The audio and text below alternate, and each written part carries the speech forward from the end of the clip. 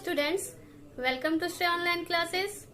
Today in this video we are going to discuss about a topic that is cell. Students, this topic is very useful and important for your upcoming examination. Students, इस दुनिया की सबसे छोटी चीज क्या है? इस दुनिया की सबसे छोटी चीज चींटी है, मच्छर है या कोई और कीड़ा है? नहीं, इस दुनिया की सबसे छोटी लिविंग थिंग्स सेल है, राइट? अच्छा, तो ये हमें दिखता क्यों नहीं? और अगर ये दिख भी जाए तो ये दिखता कैसा है? और इसके अंदर और क्या क्या चीजें होती है? और ये कितना छोटा होता है? तो स्टूडेंट्स, अगर इन सब सवालों का जवाब आपको चाहिए तो इस वीडियो को अंत तक जरूर देखिए।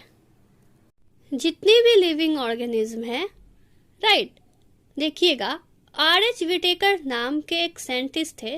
उन्होंने क्या किया कि सारे जीवित organism, it means living organism को 5 किंगडम में बांट दिया। First kingdom Monera, second kingdom protista, third kingdom fungi, fourth kingdom Plantae and last one is animalia.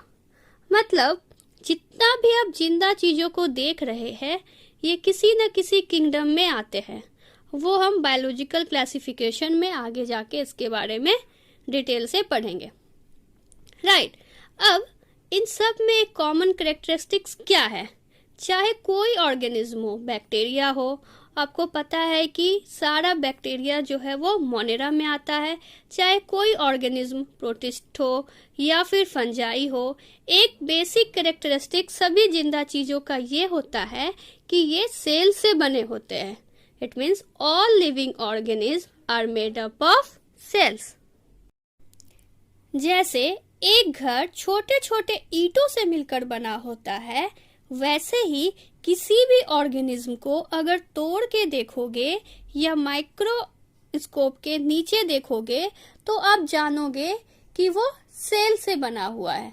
चाहे बड़ा से बड़ा ऑर्गेनिज्म की बात करें तो उनके पास ज्यादा सेल्स है, चाहे छोटे से छोटे ऑर्गेनिज्म की बात करें तो उनके पास कम सेल्स है। ठीक उसी तरह से कुछ एक सेल्स के ऑर्गेनिज्म भी है।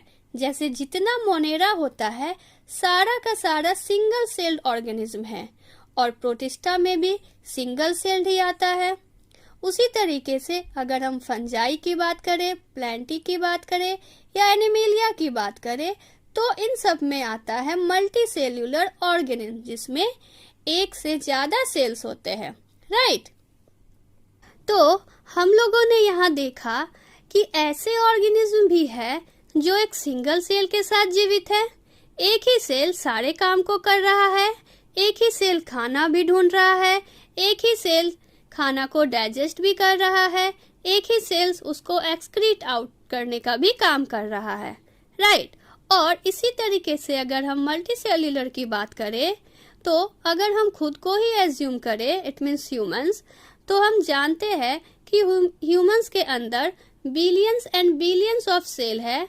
तो हमारे कुछ सेल्स सिर्फ एक काम कर रहे हैं कि वो ऑक्सीजन को अंदर लाने में मदद कर रहे हैं, जो हमारा रेस्पिरेटरी सिस्टम है, और कार्बन डाइऑक्साइड को रिमूव करने में मदद कर रहे हैं। कुछ सेल है जो चीजों को सर्कुलेट करने में हमारी हेल्प कर रहे हैं, जो हमारा सर्कुलेटरी सिस्टम है। सो हमारे पास हर चीज का जो फंक्शन है वो डिवाइडेड है, लेकिन सिंगल सेल ऑर्गेनिज्म के पास डिवाइडेड नहीं है। उनमें तो सब एक ही सेल्स करेगा, लेकिन सेल्स जो है वो सबके पास है, राइट? चाहे वो सिंगल सेल्ड हो या फिर मल्टी सेल्यूलर हो। अब आप लोग कहोगे कि मैम ये वायरस क्या है? तो students, we all know that virus have no cell. हम सभी जानते हैं कि वायरस के पास कोई सेल्स नहीं होता है, राइट? तो ये कैसे जिंदा है भाई? तो देखिए, वायरस जो है इसको हम जिंदा मानते ही नहीं है। They are on the boundaries of living and non living. तो जो हम सभी लोग आज कोरोना वायरस के डर से घरों में छुपे हुए हैं ना, तो ये एक ऐसी चीज ने आपकी जिंदगी को तबाह किए हुए है जो लिविंग है ही नहीं। और ना ही नॉन लिविंग है, राइट। तो इस वायरस के बारे में हम लोग अलग से बात करेंगे, है ना। तो अब चलते हैं कि हम किस तरीके से सेल को डिफाइन कर सकते हैं। आप लोगों ने हर जगह सेल का ये डेफिनेशन जरूर पढ़ा होगा। Cell is the basic structural and functional unit of all non-organisms, right? तो अब इसको रटना ही काफी नहीं है कि ये सेल्स का डेफिनेशन है कि cells is the basic structural and functional unit of all non organisms. नहीं, इसको हम लोग समझते हैं कि आखिर ये डेफिनेशन आया कैसे। तो स्टूडेंट्स, हम जानते हैं कि हमारे शरीर को स्टेबिलिटी देता है स्केलेटन, जो कि हड्डियों से बना हुआ है, और उसके ऊपर होता है मसल्स, जो कि बॉडी को मूव करवाता है, राइट। और अंदर होता है बहुत सारे internal organ, that is stomach, liver, kidney etcetera.